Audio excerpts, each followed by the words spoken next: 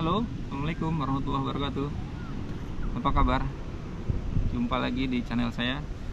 Kali ini saya lagi di Pantai Lamaru ya teman-teman, bawa si Veloz.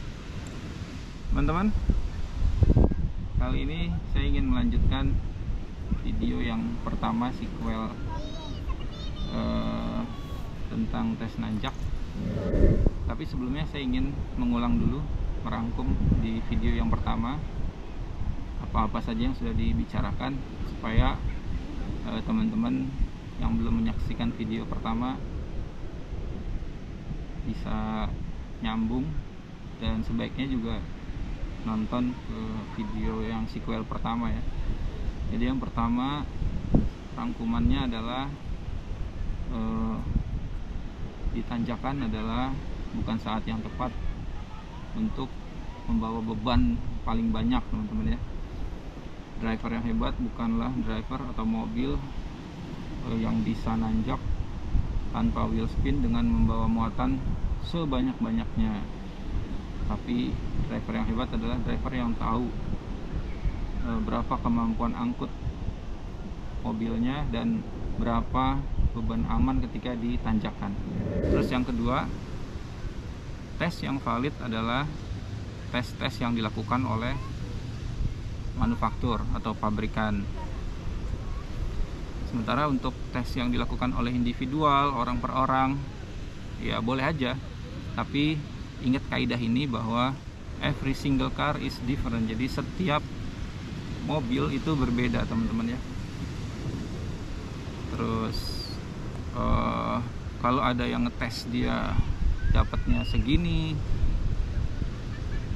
misalnya drag race dia dapatnya segini, fuel consumption dia dapatnya segini, yaitu hanya berlaku untuk mobilnya yang dia pakai, unit yang dia tes dalam keadaan kondisi tes pada saat dia melakukan tes itu gitu ya.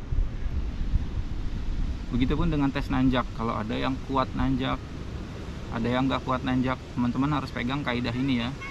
Every car is different, every single car. Jadi kalau dia nggak kuat nanjak, ya mungkin itu hanya terjadi di mobilnya. Kalau kita pakai mobil yang lain, Veloz yang lain, atau Expander yang lain, teman-teman harus pegang kaidah ini. Kenapa harus begitu? Agar teman-teman itu menguasai karakter kendaraannya masing-masing ya. Teman-teman harus merasakan sendiri kendaraan yang Anda pegang gitu ya. Jangan hanya berdasarkan hasil tes ini, tes itu. Sebaiknya dirasakan juga, benar nggak karakter kendaraan teman-teman begitu. Saya ingin kasih contoh. Reviewer YouTube itu mungkin hanya punya mobil satu untuk satu merek. Contoh misalnya Veloz hanya satu, Expander itu satu. Tapi saya dulu under responsibility saya itu banyak, puluhan ya. Kita punya bis 6 tahun yang sama, baru semua, mereknya sama. Kemudian kita punya microbus itu 6 juga, tahunnya sama, mesinnya juga sama, tipenya sama. Kita punya Innova Reborn ada 11 yang diesel. Kita punya Venturer ada 7, semuanya brand new. Belum lagi dulu kita punya microbus Elf untuk school bus ya. Nah, dari sekian banyak unit itu mereka semua memiliki karakter masing-masing. Jadi saya ingat kita punya 6 microbus, ada satu microbus itu yang selalu lost power di tanjakan gitu. Dan kita juga punya satu medium bus, dari 6 medium bus itu yang selalu bergetar di kecepatan 70 km per jam. Jadi itu dari sisi karakter kendaraan. Jadi nggak bisa kita samain ya teman-teman ya, harus diingat itu. Jadi kuasai benar karakter kendaraan kita masing-masing. Ya silakan aja kalau pengen menyaksikan video-video tes yang dibuat, tapi ingat selalu kaidah yang saya sampaikan tadi. Yang kedua, dari kaidah ilmiah sampling pun nggak masuk. Yang dites itu yang nggak kuat nanjak hanya 1 unit, sementara yang diproduksi itu ribuan gitu ya. Jadi dari kaidah sampling udah jauh sekali, 1 berbanding ribuan. Nah kemudian yang kuat nanjak pun begitu. Jadi selalu ingat kaidah bahwa every car is different. Yang kuat nanjak mungkin berbangga ya, unitnya yang dia punya sama dengan yang dia pegang. Tapi ketika nanti dia sendiri yang ngetes nggak kuat, dia akan bingung sendiri. Begitupun yang nggak kuat nanjak. Yang ketiga adalah dari sisi subjektivitas si driver. Apakah drivernya ini sering pegang mobil tersebut ketika dites? Apakah si driver yang ngetes ini menguasai betul karakter kendaraan yang dia punya? Keseringan dia berinteraksi dengan si mobil itu akan semakin membuat dia menguasai karakter kendaraan. Contohnya saya ini udah sering kemana-mana dengan Veloz, saya hafal betul karakter kendaraan yang saya pegang ini. Saya pegang kendaraan ini tidak hanya untuk review atau bikin konten gitu ya. Jadi ada 3 sisi. Yang pertama, every single car is different dari karakter kendaraan. Walaupun itu jenisnya sama, tahunnya sama, tapi ingat bahwa di dalam satu mobil itu terdiri dari puluhan komponen ya, yang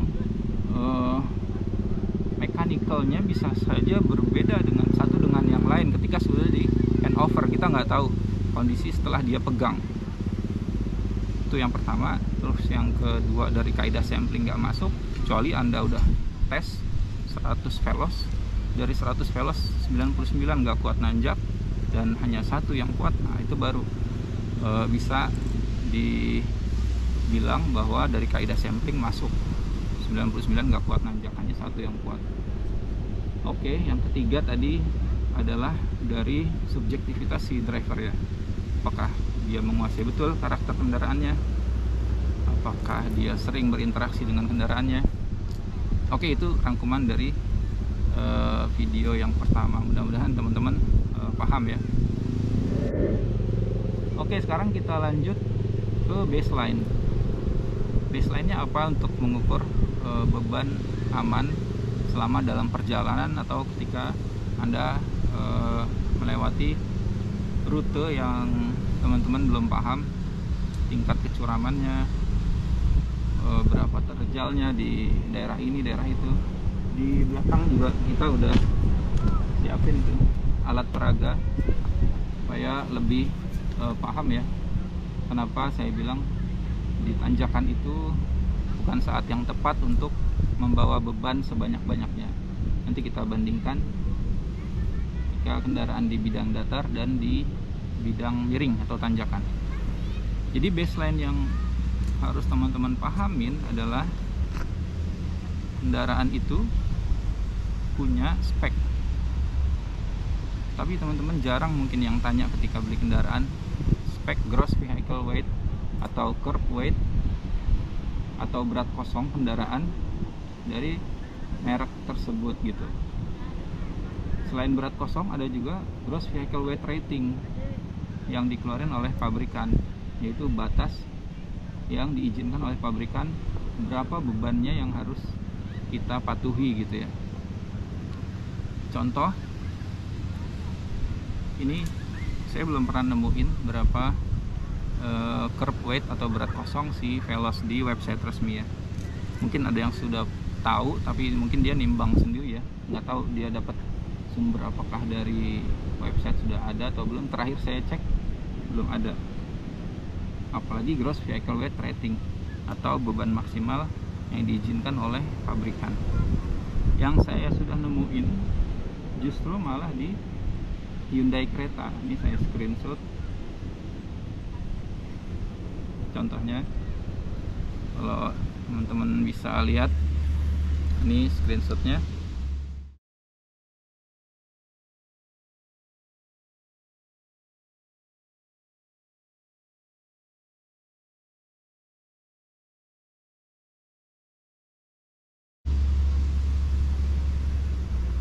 Jadi ada lightest weight curve dalam kilogram, ada heaviest weight curve, berat kosong terringan dan berat kosong terberat, serta di paling bawah adalah gross weight. Jadi kalau kita lihat di sini, si Hyundai Creta ini berat kosong terringan adalah 1165 dan heaviest weight curve, berat kosong terberat, adalah 1175. Jadi curve weight atau berat kosong itu ada dua penafsiran ya teman-teman. Ada yang menafsirkan curve weight ini adalah berat tanpa cairan, bisa itu fuel, air aki, air radiator, dan ada yang menafsirkan itu sudah full cairan atau liquid, termasuk fuel, air radiator, dan segala macam.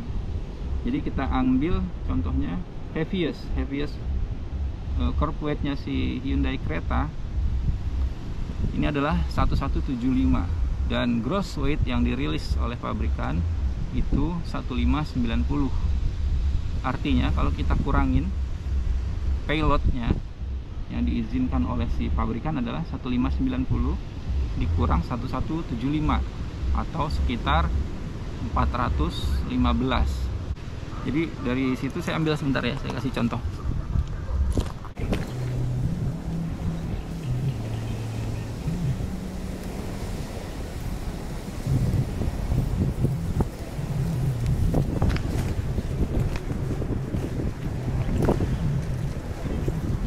Nah, ini adalah contohnya. Ini adalah kendaraan dengan simulasi berat kosong gitu ya. Jadi pada saat Anda terima mobil baru, kalau Anda beli, Anda belum kasih variasi, belum ganti macam-macam ya, itu berat kosongnya udah di state oleh si pabrikan. Sayangnya saya belum nemuin di Veloz. Ketika Anda sudah pasang variasi, Anda ganti pelek, misalnya Anda pasang sound system, Anda pasang roof tent atau roof rail, terus Anda pasang macam-macam ya, itu berat kosongnya akan bertambah. Itu yang harus Anda catat teman-teman, pahamin. Berat kosong bisa berubah, tapi gross weight ratio-nya atau gross weight dari pabrikan, ratingnya itu nggak bisa berubah. Ya segitu-segitu aja, karena udah diukur dan diperhitungkan oleh pabrikan dengan kekuatan mesin dan kekuatan si komponen yang mensupport kendaraan itu. Salah satunya adalah suspensi. Nah, dari berat kosong itu, ketika Anda mendapatkan tadi 415 payloadnya, itu adalah beban maksimal yang bisa dibawa oleh teman-teman dengan spek yang diberikan oleh pabrikan itu. Contohnya ketika dapat 415, Anda masukin satu orang, tambah lagi satu orang, tambah lagi satu orang, terus hingga mencapai 415. Nah, itu adalah batas payload yang bisa teman-teman bawa, belum lagi barangnya gitu ya. Jadi kalau kita bagi seatnya si Hyundai Creta 5 seat, 415 dibagi 5, artinya rata-rata bobot orang yang bisa dibawa itu hanya 80-an ya. 80 kali 5 kan 400 ya, belum termasuk berat barang bawaannya. Gitu teman-teman ya. Jadi ada gross weight, kalau beberapa istilah menyebutnya gross weight, dan ada gross weight rating atau gross vehicle weight rating, maksimum beban atau maksimum berat kendaraan yang bisa dibawa oleh kendaraan itu sesuai rilis dari pabrikan. Lalu apa fungsinya gross vehicle weight dan gross vehicle weight rating atau curve weight dan gross vehicle weight? Jadi ketika pabrikan merilis maksimal berat beban kendaraan itu sudah diperhitungkan. Teman-teman ketika bawa maksimum itu udah berasa ya, suspensi itu sudah mungkin bottoming itu travelnya itu mentok habis. Atau kalau kita pernah merasakan bunyi jeduk, nah itulah bottoming ya. Terus belum lagi ketika kita menikung, itu gaya sentrifugalnya akan semakin besar ketika kita bawa beban semakin banyak. Kemudian satu lagi ya tentu pada saat menanjak, nanti kita buktiin ya teman-teman ya, berapa power yang dibutuhkan pada saat jalan datar dan berapa kali lipat yang diperlukan oleh kendaraan itu ketika jalan menanjak. Nanti kita simulasikan dengan 17 derajat. Jadi udah jelas baseline-nya. Anda harus tahu berapa payload kendaraan Anda masing-masing, dan seiring waktu berjalan, umur kendaraan Anda bertambah, performance kendaraan Anda menurun, berat kosong kendaraan Anda bertambah dengan segala macam peralatan yang diinstal di kendaraan, itu akan mengurangi payload yang bisa Anda bawa. Nah, dari payload itulah Anda hitung berapa beban yang aman ketika di kendaraan. Semakin curam jalan atau medan yang Anda akan tempuh, maka akan semakin besar beban yang harus Anda kurangin, atau kita bisa sebut safety factor atau safety margin. Ketika Anda ingin ke Dieng misalnya, ya sebaiknya jangan membawa full payload, kasih safety margin 25%, atau jika Anda nggak yakin bisa ditambah ya, semakin besar safety margin akan semakin bagus. Jadi ketika 415 dikurangin 25% ketika Anda ingin ke destinasi yang curam, contoh ke Dieng lah ya, 415 kalau 25% berarti sekitar 100-an ya. Anda bisa bawa 300 kg atau 315. Itu yang rekomendasi saya. Tapi tetap Anda harus rasakan sendiri teman-teman ya, karakternya. Ketika bawa 300 di tanjakan curam, kira-kira kalau nggak kuat naikin lagi safety marginnya gitu. Teman-teman yang punya mobil lah yang merasakan. Oke, itu dari baseline, mudah-mudahan jelas. Yuk kita saksikan dulu simulasinya. Oke teman-teman, ini kita coba simulasiin ya. Ini anggap berat kosong kendaraan, belum diisi penumpang, dan ini adalah sudutnya. Sudut datarnya kita anggap 0 derajat lah ya, hanya -1. Oh iya, satu lagi nih teman-teman, kenapa tadi saya bilang tes yang valid adalah tes yang dilakukan oleh pabrikan. Nih kita lihat ya, ini tombol volume di handphone aja ini bisa berpengaruh terhadap kemiringan sudut. Nah jadi objektivitasnya sangat dipertanyakan nih. Terus yang kedua, kerikil yang ada di jalan ketika nggak rata itu juga bisa mempengaruhi kemiringan dari pengukuran. Ini kita anggap ini 0 ya, 0 derajat ya, 1 lah ya kurang lebih. Lalu tadi anggap Hyundai Creta, karena yang sudah jelas datanya ya. Hyundai Creta kita isi full maksimal 415 kilo. Nah ini kita anggap, ini kita isi beban penuh, tambah satu lagi yang berat nih.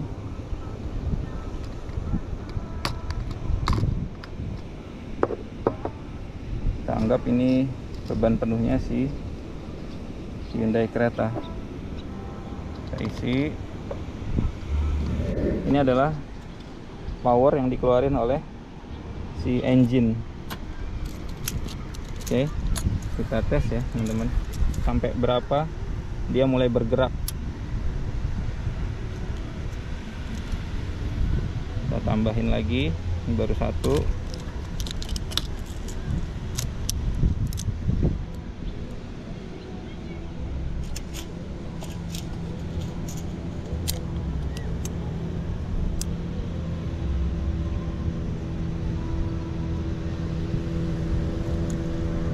Belum bergerak juga.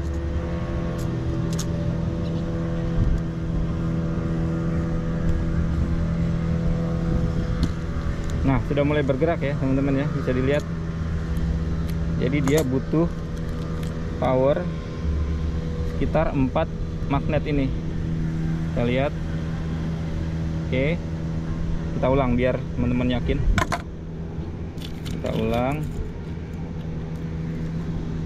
Dia butuh sekitar 4 ya. Kalau kita pasang, maka dia akan mulai bergerak. Ya, udah mulai bergerak ya. Bisa dilihat, semakin dia turun, semakin besar torsinya, karena ini adalah gaya dan ini adalah stroke-nya. Rumus torsi adalah gaya dikali stroke-nya. Oke, udah mulai bergerak. Sekarang kita coba di kemiringan 17 derajat. Iya, ini kita udah miringin ya papannya. Ini adalah kemiringan sekitar 17 derajat. Teman-teman bisa lihat 17 derajat. Oke, kita coba ya. Kalau tadi di bidang datar dia hanya perlu 4 magnet untuk memindahkan full gross weight-nya. Sekarang berapa yang dia butuhkan, berapa magnet yang dibutuhkan untuk menggerakkan ini. Mudah-mudahan bebannya, magnetnya cukup nih. Oke teman-teman, ini dia mulai bergerak setelah bebannya kita tambah sebanyak ini ya. Oke, di kemiringan 17 derajat itu pun masih pelan ya, tuh pelan sekali ya. Nanti kita timbang berapa total berat yang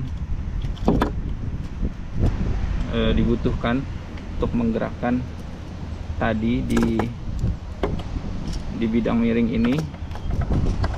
Ini kita hitung dulu ya, ada berapa item.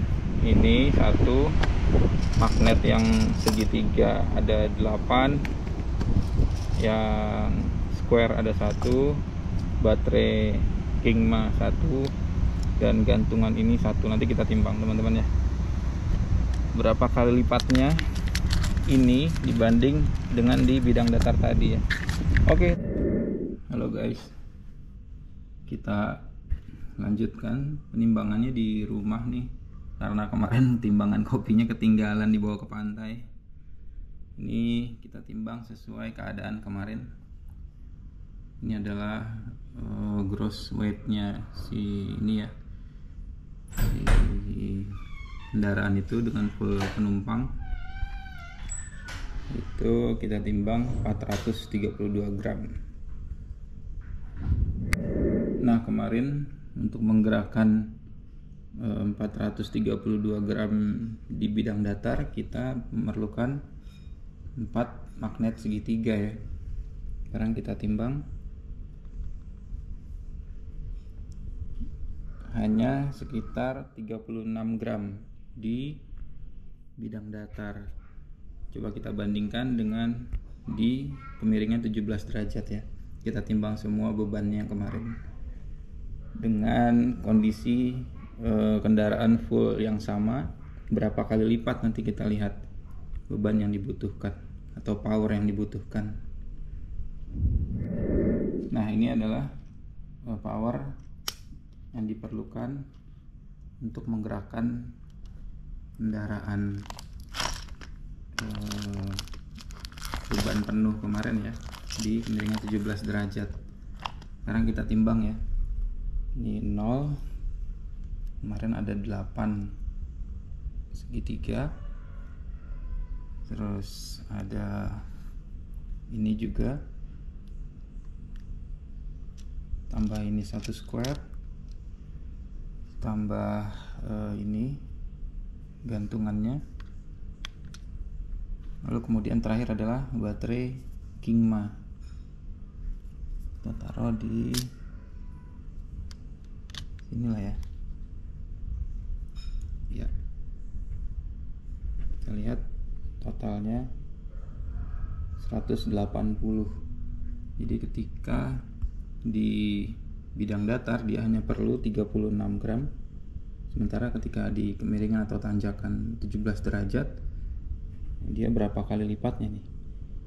6 kali lipatnya lah ya, atau 5 ya, sekitar 5 kali lipat. Nah, jadi itu bisa menjadi gambaran apakah engine kita sanggup mengeluarkan power 5 kali lipat dari biasanya. Jadi jangan heran ketika di tanjakan ada orang-orang yang membawa beban full hingga mencapai limitnya, dia akan kesulitan nanjak. Halo guys, jadi itu tadi ya video simulasinya. Teman-teman harus mematuhi batas aman dari kendaraan masing-masing. Baseline-nya tadi udah saya kasih tahu, ngitungnya dari gross weight dikurang curb weight, atau ada beberapa yang menyebut gross vehicle weight rating dikurang gross vehicle weight. Itulah payload yang harus teman-teman patuhi ya, karena kalau teman-teman langgar apalagi sampai melebihi, teman-teman ngepas aja dengan payloadnya itu udah terjadi ketidaknyamanan, apalagi ketika kita melebihi payload yang diizinkan. Tadi yang udah saya sebutin, yang pertama suspensi menjadi bottoming, gaya sentrifugal yang akan Anda alami menjadi sangat besar. Ditambah lagi, tadi saya lupa sampaikan, jarak pengereman jangan lupa. Semakin besar beban yang Anda bawa melampaui kapasitas, itu jarak pengereman akan menjadi semakin panjang. Jadi memang desain MPV atau MPV itu disiapkan 7 seater, jadi jangan salah, 7 seater itu berbeda dengan 7 penumpang, karena ada beberapa yang masih rancu teman-teman ya, di komentar di video sebelumnya.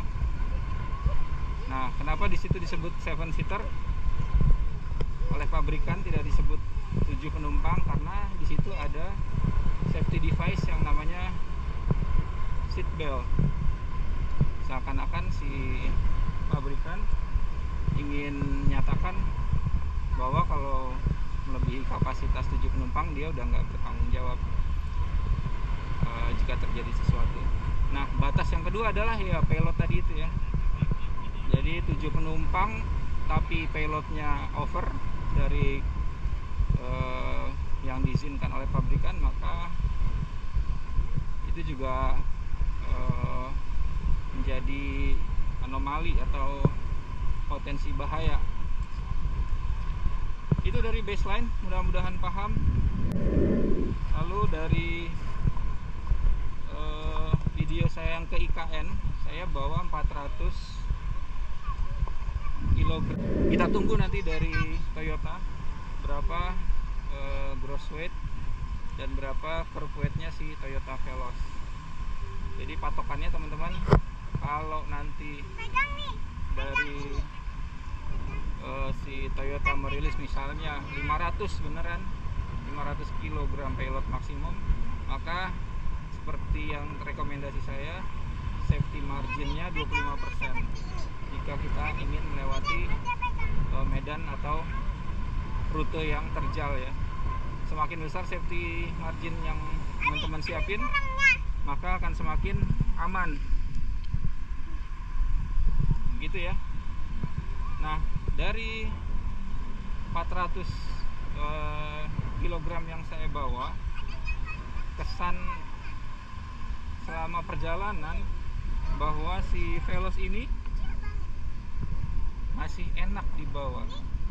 Jadi suspensinya memang agak turun ya, sudah pasti, karena yang kita bawa 400, tapi tidak sampai bottoming ketika ada jalan-jalan yang mengayun. Suspensinya ini kalau bisa saya simpulkan, dia sangat bertanggung jawab. Ketika menikung juga masih enak, 400 kilo. Dan sebetulnya tanjakan terakhir di IKN, nanti kita saksikan videonya, Itu adalah tanjakan yang saya tidak prediksi karena tujuan kita waktu itu hanya sampai di titik IKN-nya, tidak sampai ke tanjakan sana. Yang mana jalanan sampai ke titik nolnya itu, tanjakannya sudah bisa, saya sudah hafal ya, prediksi tidak sampai securam itu dan jalanannya mulus. Nah di tanjakan terakhir itu